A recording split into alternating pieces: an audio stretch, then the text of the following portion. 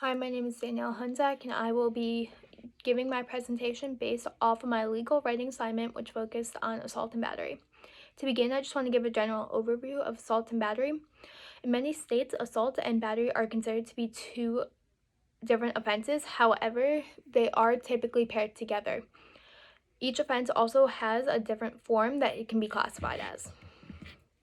I'm also going to begin by talking about the different definitions for assault and battery. Because these are two different offenses, they do have different definitions to them. So to start off, the definition of assault is an intentional act that puts another individual in apprehension of immediate harm. Assault is seen as an intentional act and is used to cause fear in another person. The definition of battery is an intentionally offensive or harmful touching of another person that is done without his or her consent. I'm now going to talk about the different types of assault. Assault charges can range from a Class A misdemeanor to the possibility of life in prison for a first-degree felony. So the first type of assault is a flagitious assault, and that's an unlawful attack or an attempted attack that is accomplished through force or violence and causes physical harm to another person. Next is a simple assault, and that occurs when no weapon is used and the injuries that are caused to the victim are minor. Physical assault causes bodily harm, and aggravated assault occurs when there is a weapon and it happens with an increased amount of force. Sexual assault involves the use of force against the will of the victim, and verbal assault is non-physical, but it usually results in emotional, mental, or psychological injury. Next, I'm going to talk about the different types of battery.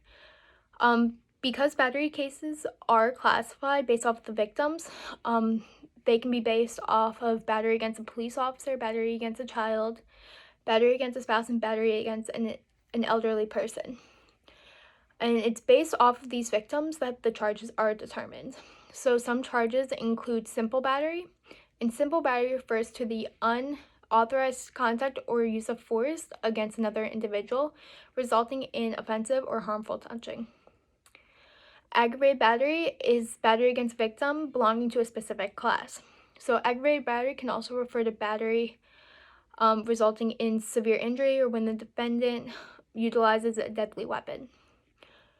Medical battery refers to the unauthorized touching or handling of a patient's body by a doctor or medical professional.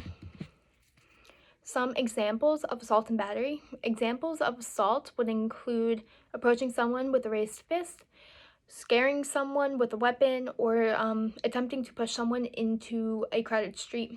There must be an act in order for it to be considered assault. An example of battery would include any type of touching of the victim that is considered harmful or offensive. According to Justia.com, if a woman was to pour a cup of hot water on someone, that would be considered battery. However, there are exceptions to an assault and battery charge, and usually those who find themselves charged with assault and battery, they usually claim that they were using self-defense. However, in order for this to be proven, there must be certain elements that they have to prove. So those elements include that the other party made a threat of harm or unlawful force against him, that he had genuine fear of being harmed by that party, that he did not provoke the other party, and that there was no reasonable chance that he could escape or retreat without being harmed. When it comes to evidence in these types of cases, the most common form is eyewitness testimony. However, eyewitness testimony is usually not accepted in the courts because of how unreliable it can be. Because of this, there is another form of evidence, and that's usually calling the police officer who responded to the offense up to the stand to testify. The punishment for a assault and battery charge, according to Cole-Pascual law, the penalties for Class A through Class C misdemeanor assault carry a fine of $500 and up to a year in prison, as well as a $4,000 fine.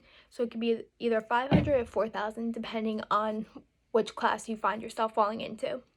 The felonies can also carry up A felony charge, however, can carry up to 20 years in prison as well as a $10,000 fine. And that concludes my presentation on assault and battery.